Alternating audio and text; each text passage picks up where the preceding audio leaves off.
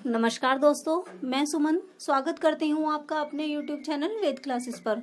दोस्तों, हमने अपनी पिछली क्लास में अपना हिंदी व्याकरण का एक बहुत ही महत्वपूर्ण टॉपिक विशेषण शुरू किया था, जिसके मैंने आपको 4 भेद बताए थे। पहला भेद था गुणवाचक विशेषण, दूसरा संख्यावाचक, तीसरा परिमाणवाचक और चौथा था सार्वनामिक विशेषण।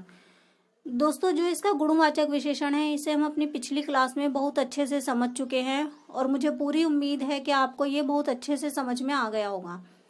दोस्तों, इसे समझने के बाद आप किसी भी पेपर में इससे संबंधित कोई भी प्रश्न गलत नहीं करेंगे। तो आज हम इससे आगे के जो हमारे भेद हैं उन्हें समझने की कोशिश करते हैं, जानते हैं क्या होता है इनमें। तो हमारा जो विशेषण का हमारा दूसरा भेद है वो है हमारा संख्यावाचक विशेषण। जानते हैं क्या होता है इसमें। देखें दोस्तों, जैसा आपको इसके नाम से ही पता चल रहा होगा कि कहीं ना कहीं इस विशेषण में संख्या का इस्तेमाल होना है, तभी हम इसे संख्यावाचक विशेषण कहते हैं। जानते हैं इसमें, देखिए, जहां संख्या या सर्वनाम की संज्ञा का बोध हो या जहां पर संख्या आ जाए, संख्यावाचक विशेषण होता है। दोस्तों, कहने का मतलब ये है कि जो हमारी संज्ञा या सर्वनाम है, अगर उसकी विशेषता हमें संख्या के रूप में बताई जाए तो वहां पर क्या होता है, हमारा संख्यावाचक विशेषण होता है। देखिए, इसके 2 प्रकार होते हैं। मतलब जो संख्यावाचक विशेषण है ये 2 प्रकार का होता है। पहला होता है इसका निश्चयवाचक। निश्चयवाचक में क्या होता है ये देखते हैं, उदाहरण से ही इसे समझेंगे हम। 10वीं में 40 छात्र हैं। दोस्तों, यहाँ पर जो 40 छात्र हैं, इससे हमें ये पता चलता है कि जो 10वीं कक्षा है उसमें छात्रों की संख्या 40 है। इसलिए हमें निश्चित पता है कि छात्र कितने हैं, 40। बाहर 2 कुत्ते भौंकते हैं। 2 कुत्ते भौंक रहे हैं बाहर, हमें पता चल रहा है कि कुत्तों की संख्या कितनी है, 2 है। तो इसलिए क्या हुआ यहाँ पर, निश्चयवाचक। तीसरा है मेरे 2 बच्चे हैं। बच्चों की संख्या है 2, इसलिए पता चल रहा है कि कितने हैं, 2। दोस्तों, ये जो हमारे निश्चयवाचक संख्यावाचक के जो उदाहरण हैं, इसमें निश्चयवाचक हो या अनिश्चयवाचक, ये जब आपको किसी भी पेपर में या आप इन्हें सॉल्व करने की कोशिश करोगे, इस वाक्य को पढ़कर अपने आप से एक प्रश्न कीजिए कि कितने हैं। जैसे ये पहला हम देख लेते हैं, 10वीं में 40 छात्र हैं।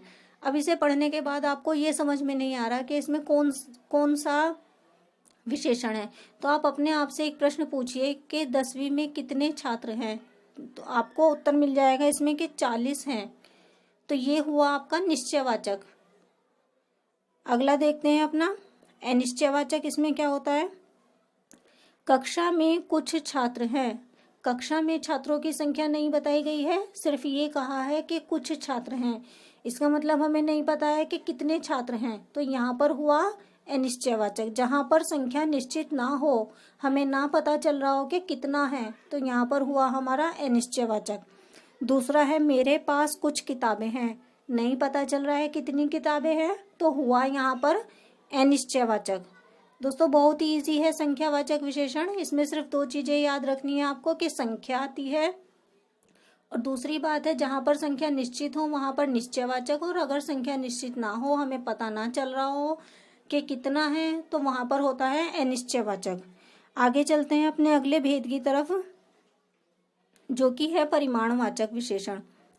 दोस्तों, जो संज्ञा या सर्वनाम की मात्रा या परिमाण के विषय में ज्ञान कराए, वो परिमाणवाचक विशेषण होता है। इसमें होता क्या है, देखिए, जो संज्ञा या सर्वनाम की मात्रा कितनी है और परिमाण मतलब कितना उसका है, परिमाण कितना है उसका, इसके विषय में हमें ज्ञान कराए, वहां परिमाणवाचक विशेषण होता है। ये भी 2 प्रकार के होते हैं, लेकिन इससे पहले एक लाइन है, जैसे किसी वस्तु का वजन या मापतोल आदि। परिमाणवाचक में हमेशा वही संज्ञा शब्द आते हैं जिन्हें हम माप तोल सकते हैं, वही वस्तु आती हैं जिनका हम माप तोल कर सकते हैं, इसलिए यहाँ पर होता है परिमाणवाचक। ये भी 2 प्रकार की होती हैं। देखिए, पहला होता है निश्चयवाचक। क्या होता है निश्चयवाचक में, 5 किलो चावल ले आना। किसी से 5 किलो चावल लाने के लिए कहा जा रहा है। हमें पता है कि 5 किलो चावल लाने हैं, तो इसका हमें तोल बताई गई है कि चावल जो लाने हैं सिर्फ 5 किलो लाने हैं, और चावल को हम तोलते हैं, इसलिए ये आता है परिमाण में और निश्चयवाचक है। पैंट के लिए 2 मीटर कपड़ा चाहिए, हमें पैंट बनानी है और उसके लिए हमें 2 मीटर कपड़ा चाहिए। कपड़े की जो नाप है वो बताई गई है कि 2 मीटर चाहिए। राम 5 लीटर दूध लाना, राम से 5 लीटर दूध लाने के लिए कहा जा रहा है। इसका मतलब हमें पता है कि राम को दूध कितना लाना है, 5 लीटर। अगर दोस्तों यहाँ पर हम ये कहते हैं कि राम दूध ले आना, तो हमें नहीं पता होता कि कितना दूध लाना है, और ना ही राम को ये पता होता कि कितना लाना है, तो इसलिए वहां पर होता अनिश्चयवाचक। लेकिन कहा जा रहा है कि 5 लीटर दूध लाना, तो निश्चयवाचक। अगला है निश्चयवाचक। देखिए इसे समझेंगे उदाहरण के माध्यम से। चाय के लिए थोड़ी चीनी बचा देना। दोस्तों किसी से कहा जा रहा है कि चाय के लिए थोड़ी चीनी बचा देना, लेकिन हमें ये नहीं पता चल रहा है कि कितनी चीनी बचानी है, तो इसमें हुआ अनिश्चयवाचक। दूसरा है बहुत दिनों बाद मिले, नहीं हम मालूम कर पा रहे हैं कि कितने दिनों बाद मिले, कितने भी दिन हो सकते हैं, 10, 20, 50, 60, कितने भी, लेकिन ये नहीं पता चल रहा है कि कितने दिन। अगर यहाँ पर ये होता कि 10 दिनों बाद मिले, तो ये होता हमारा निश्चयवाचक में। तीसरा है राम ने दही में कुछ शक्कर डाली। राम ने अपनी दही में कुछ शक्कर डाली, हम नहीं पता कर पा रहे हैं कि कितनी शक्कर डाली, तो निश्चयवाचक, अनिश्चयवाचक। चौथा है खाने में नमक थोड़ा कम है। दोस्तों नमक का जो स्वाद होता है वो थोड़ा ज्यादा या कम होने से ही चीज का स्वाद बदल जाता है, इसलिए यहाँ पर इन्होंने बोला है कि खाने में नमक थोड़ा कम है, हम नहीं पता कर पा रहे हैं कि कितना कम है, इसलिए होता है यहाँ पर अनिश्चयवाचक। दोस्तों संख्यावाचक और परिमाणवाचक वाले जो भेद है हमारे विशेषण के, इसमें दोनों में ही निश्चयवाचक और अनिश्चयवाचक होते हैं। आपको सिर्फ पहचान ये करनी है कि कहाँ पर वो संख्यावाचक के हैं और कहाँ पर परिणामवाचक के। जहाँ पर हमें किसी चीज की संज्ञा या सर्वनाम की जो विशेषता है वो संख्या में बताई जाए, संख्या बताई जाए, 1, 2, 4, 5, 20, 50, जितनी भी संख्याएं होती हैं उसमें बताई जाए विशेषता, तो वहां पर होता है हमारा संख्यावाचक विशेषण। लेकिन अगर दूसरा है कोई भी वस्तु हमें माप तोल वाली वस्तु बताई जाए, वो होता है हमारा परिमाणवाचक विशेषण। चलिए विशेषण का आखिरी भेद देख लेते हैं, सार्वनामिक विशेषण क्या होता है इसमें।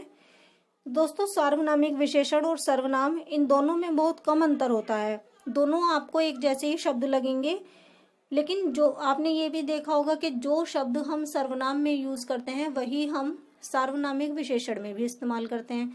लेकिन जानना ये जरूरी है कि कहाँ पर इन शब्दों का प्रयोग सार्वनामिक विशेषण में होगा और कहाँ पर इनका प्रयोग सर्वनाम में होगा। हमें इस सार्वनामिक विशेषण में सिर्फ यही जानना है कि कहाँ पर इन शब्दों का प्रयोग होता है। तो जानते हैं, देखिए जहां पर संज्ञा से पहले सर्वनाम आ जाए। दोस्तों ये जो सार्वनामिक विशेषण है ये 2 शर्तों पर काम करता है। इसकी पहली शर्त है जहां पर संज्ञा से पहले सर्वनाम आ जाए, मतलब किसी भी संज्ञा शब्द से पहले सर्वनाम आना बहुत जरूरी है, वहां पर होता है हमारा सार्वनामिक विशेषण। और इसकी दूसरी शर्त है कि उस सर्वनाम शब्द का प्रयोग उस संज्ञा के लिए ही हो जो प्रयोग की गई है। देखिए उस सर्वनाम शब्द का प्रयोग उसी संज्ञा के लिए हो जिससे पहले वो लिया गया है, वहां सार्वनामिक विशेषण होता है। दोस्तों इसे मैं आपको उदाहरण के माध्यम से पढ़ाती हूँ, देखिए समझते हैं क्या होता है और कैसे होती हैं। दोस्तों जैसे हमारा ये पहला है, यह पुस्तक मेरी है, इसमें जो ये पुस्तक है ये है हमारा संज्ञा। पुस्तक एक संज्ञा शब्द है और इससे पहले यह हुआ है हमारा सर्वनाम शब्द। और वाक्य को पढ़ने से हमें ये भी पता चल रहा है कि यह जो है सिर्फ पुस्तक के लिए इस्तेमाल हुआ है, इसलिए यहाँ पर हुआ हमारा सार्वनामिक विशेषण। देखिए दूसरा है हमारा यह मेरी पुस्तक है, इसमें भी देखिए यह जो है सर्वनाम है और मेरी क्या है, मेरी है संज्ञा। लेकिन जो यह है ये इस्तेमाल हुआ है पुस्तक के लिए, यह मेरी पुस्तक है, ये दूसरी शर्त को पूरा नहीं करता, क्योंकि मैंने आपको बताया था कि जो संज्ञा जो सर्वनाम शब्द है वो उस संज्ञा के लिए ही प्रयुक्त होना चाहिए, लेकिन ये प्रयुक्त हो रहा है हमारी दूसरी संज्ञा के लिए जो कि पुस्तक है, इसलिए ये यहाँ पर जो यह है ये हमारा सर्वनाम में है, इसमें सार्वनामिक विशेषण नहीं है। ऐसे ही हम अपने तीसरे की तरफ चलते हैं। देखिए वह गाय के पास गया, अब गाय क्या है, इसमें हमारी संज्ञा है और वह क्या है, सर्वनाम है। ये बात तो ठीक है कि संज्ञा से पहले सर्वनाम आ रहा है, लेकिन दूसरी शर्त थी कि वो सर्वनाम वाला शब्द उसी संज्ञा के लिए प्रयुक्त होना चाहिए। लेकिन वाक्य से पता चल रहा है कि वह जो प्रयुक्त हो रहा है वो किसी व्यक्ति के लिए प्रयुक्त हो रहा है, गाय के लिए नहीं, किसी व्यक्ति के लिए। तो इसलिए ये भी हमारा सार्वनामिक नहीं है, ये आता है हमारा सर्वनाम में। अगला देखते हैं, वह बच्चा भाग गया। देखिए जो बच्चा है इसमें वो हमारा संज्ञा है, और संज्ञा से पहले क्या यूज हो रहा है, सर्वनाम। और वाक्य को पढ़ने से ये बहुत अच्छे से पता चल रहा है कि वह जो यूज हो रहा है वो बच्चे के लिए ही हो रहा है। तो ये हुआ हमारा सार्वनामिक विशेषण।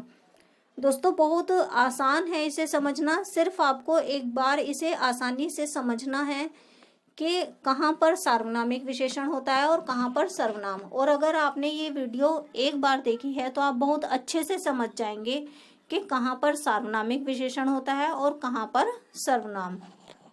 दोस्तों आज हमारा ये विशेषण वाला जो टॉपिक है वो हमारा पूरा होता है, और मैं उम्मीद करती हूँ कि आपको ये विशेषण बहुत अच्छे से समझ में आ गए होंगे। दोस्तों अपनी अगली क्लास में अपना नया टॉपिक लेकर के आएंगे। अगर आपको ये वीडियो पसंद आई हो तो प्लीज़ लाइक कीजिए, शेयर कीजिए और हमारे चैनल को सब्सक्राइब कीजिए। धन्यवाद दोस्तों।